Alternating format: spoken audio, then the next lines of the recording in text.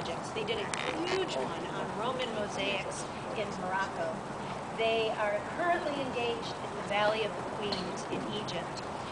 But when they go into one of these big projects, one of the things they require is that the local community provide a number of people to work with the team who learn all of the techniques.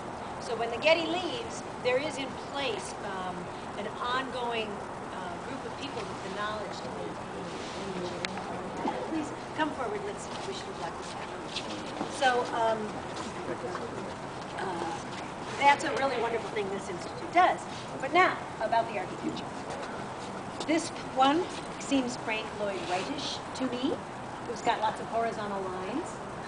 Frank Lloyd Wright loved to blur the distinctions between inside and outside, something that's much easier to do in California than in some climates. In fact, you see the stairways and the corridors there? Those are the stairways and corridors of the building. So to get from one office to another, you go outside.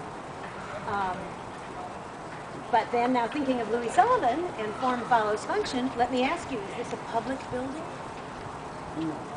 No, it's not. The building tells you it is not. What are some of the ways it tells you that? Lack of doors. Lack of doors. Lack of doors is a really big way. In fact, were you to decide you wanted to go in here, there is a door, but you would have to climb over a wall, maybe go through a field or around it. And then when you get to the door, no handle.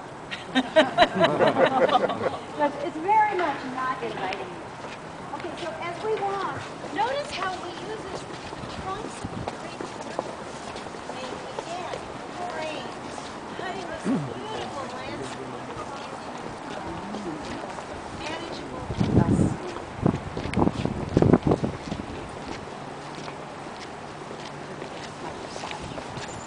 And here, by the way, is the entrance. There is an entrance to the Research Institute. This is it.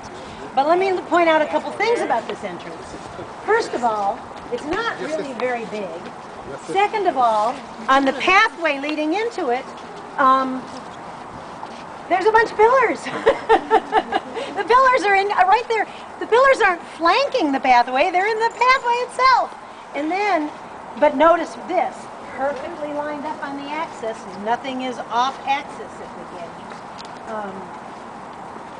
Notice that the pillar is two pillars, but one of them is on the ground and the other one extends off into God only knows where. One of them is cylindrical, the other is rectangular. They're sort of playing with us. That's nice. Okay, so we're going to walk out now to the end.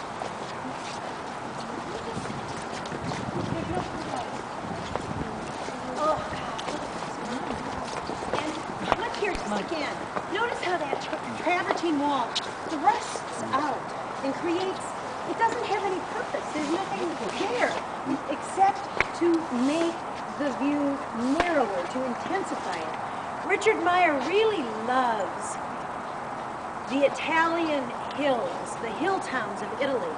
And this area reminded him of those hill town landscapes. And he does things to sometimes call your attention to them in that way. And I think these little places where he makes a sliver of hillside like that is one of the ways he does that. But can you believe that? Is that like looking at Mount Everest or something? That is gorgeous. That is not a common sight in Los Angeles. For those of you who are from out of town, you are seeing something special today.